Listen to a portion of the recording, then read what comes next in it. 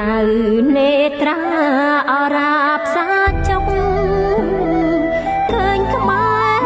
ជួបទុកដោយសារសង្គ្រាមមើលឃ្លាតផ្ទះសងបែង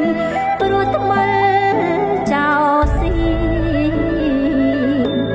ប្រហាគង់រៀមដែលអធិបតេយ្យ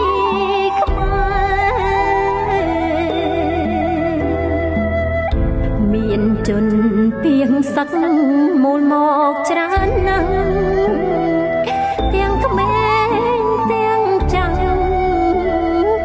កំសត់នៅអត់ឡើយទឹកភ្នែកអាណិត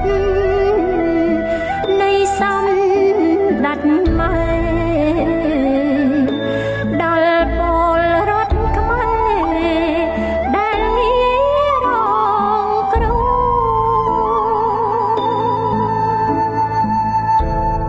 កលតងដាច់ខាតចំពោះចោស៊ីជាជនស្រែកឃ្លានសង្គ្រាមទល់យំ